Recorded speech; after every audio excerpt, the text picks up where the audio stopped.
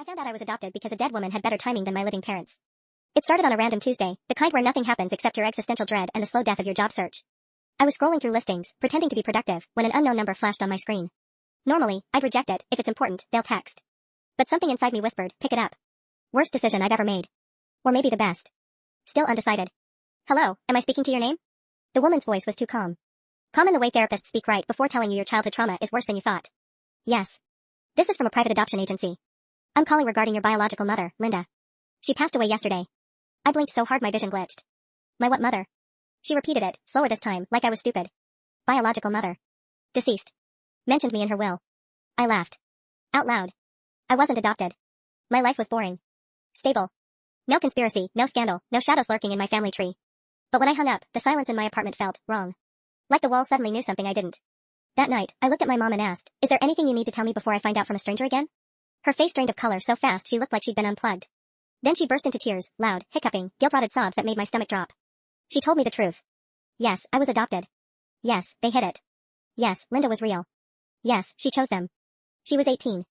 Alone. Desperate. My parents were the only ones who'd said yes to taking me in. My mom clutched my hand like it was the last rope keeping her alive. I was terrified you'd think I wasn't your real mother. I thought telling you would make you pull away from us. She looked shattered. I felt nothing. Not anger. Not grief. Just a cold emptiness that settled somewhere under my ribs. Like a void opening. The next morning, I got an email from the adoption agency. Attached, Linda's handwritten note.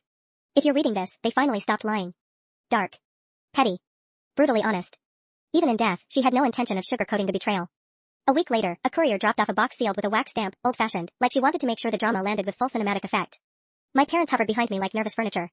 Inside were a tiny knitted baby hat, a silver pendant with my birth date, a stack of letters, one for every single birthday, a photograph of her holding me in the hospital, smiling like loving me was both her punishment and her miracle. We looked identical.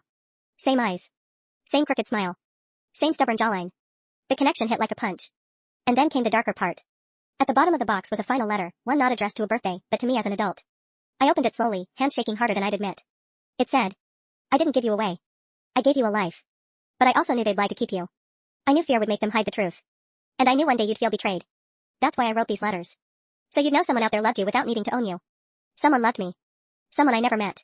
Someone who kept loving me quietly while my parents pretended she didn't exist. The biggest twist wasn't the adoption. Or the lies. Or the letters hidden like relics of a past I never knew. The dark twist was realizing this. My childhood was built on someone else's fear. My identity was shaped by someone else's sacrifice. And the only person brave enough to reveal the truth was the one who couldn't be alive to watch me break. Linda didn't just haunt my life. She rewrote it. From the grave.